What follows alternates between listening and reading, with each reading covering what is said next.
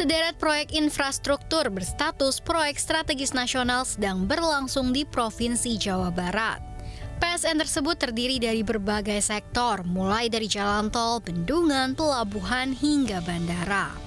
Pembangunan ini tertera dalam Peraturan Menteri Koordinator Bidang Perekonomian Nomor 21 Tahun 2022 tentang perubahan kedua atas Peraturan Menteri Koordinator Bidang Perekonomian Nomor 7 Tahun 2021 tentang perubahan daftar PSN. Adapun sesuai arahan Presiden Joko Widodo, proyek yang dapat dimasukkan dalam daftar PSN adalah program atau proyek yang dapat diselesaikan paling lambat semester 1 tahun 2024. Lantas, mendekati masa akhir jabatan Presiden Jokowi pada 2024, bagaimana kesiapan penyelesaian PSN di Jawa Barat? Yuk ikuti perjalanan saya.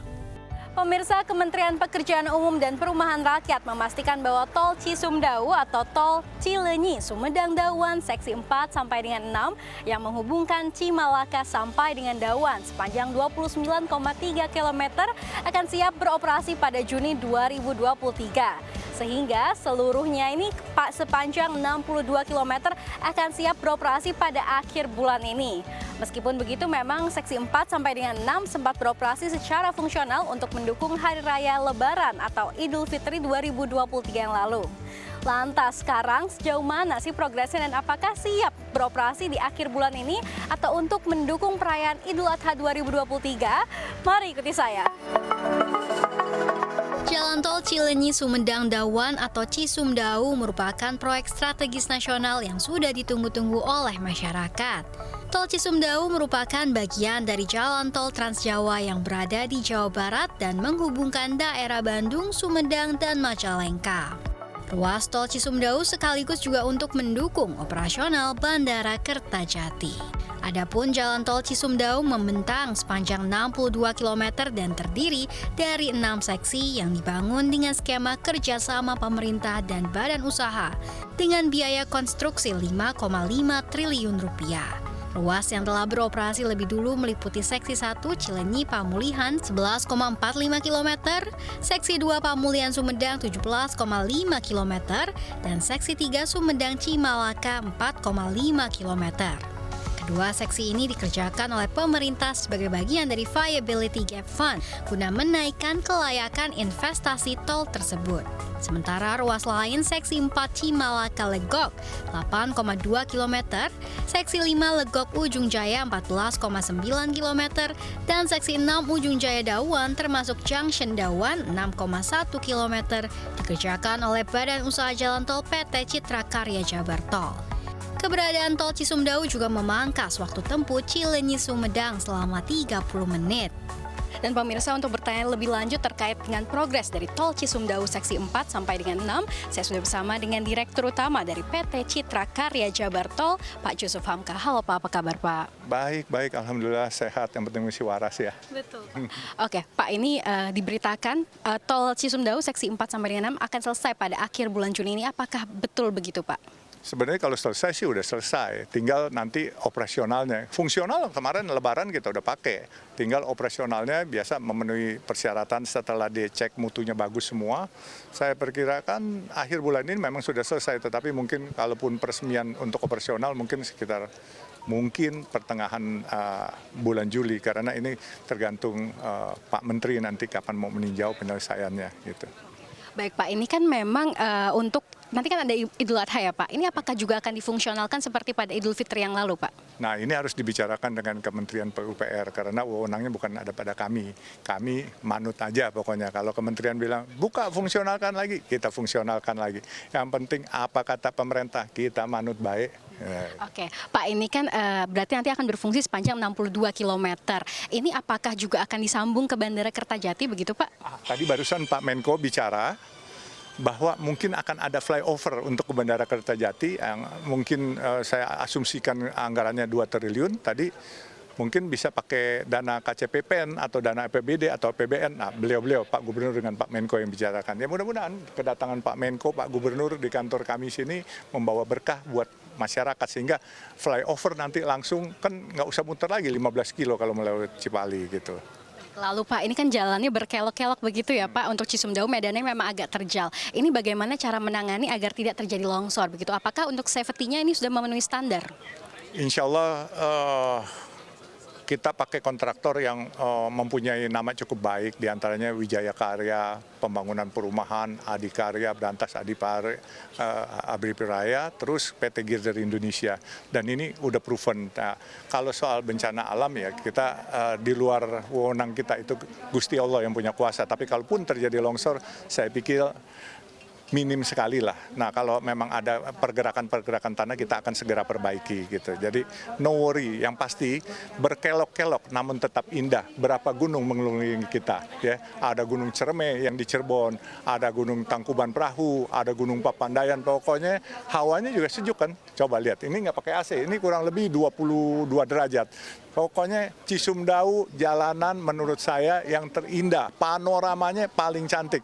Apalagi nanti rest areanya ada onsen, nah, pemandian air panas, terus ada yang branded sama UMKM. Jangan lupa ada tahu Sumedang, ada ubi Cilembu di situ juga. Selain ada tas Hermes nanti, tas Gucci pasti ada di sana. Terakhir Pak, harapan Bapak dengan ada tol Cisumdawu terhadap kemajuan Provinsi Jawa Barat? Oh, pasti dong, kita mengharapkan satu kemajuan yang multiplier efeknya bagus, terutama buat masyarakat ya. Dan tanah-tanah akan bergerak naik, properti naik, dan itu kita harapkan karena memang tujuan kita membuat jalan bukan cari cuan, tapi menguntungkan juga masyarakat semua. Rencana peresmian operasional tol juga diutarakan oleh Direktur Jalan Bebas Hambatan Direktorat Jenderal Bina Marga Kementerian PUPR Triyono Junoasmono. Ia menyampaikan rencana peresmian operasional penuh tol Cisumdawu akan dilakukan oleh Presiden Jokowi pada bulan ini dan menargetkan beroperasi secara penuh pada awal bulan Juli. Ia menambahkan sejauh ini progres pembangunan tol Cisumdawu hampir 100%. Pengerjaan hanya tinggal perapihan, pembersihan, dan beautifikasi tol. Dengan tuntasnya tol Cisumdawu, maka akan mendukung beroperasinya Bandara Kertajati yang juga merupakan proyek strategis nasional pemerintah. Saya pun berkesempatan meninjau secara langsung perkembangan Bandara Kertajati pada hari berikutnya.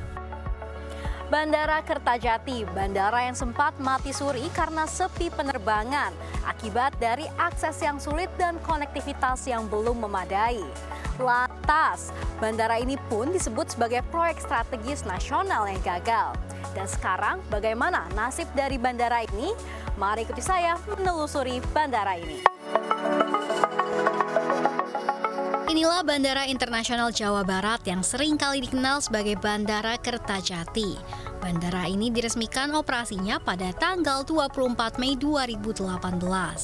Bandara Kertajati berada di bagian timur laut dari Jawa Barat, Indonesia, tepatnya di Kabupaten Majalengka.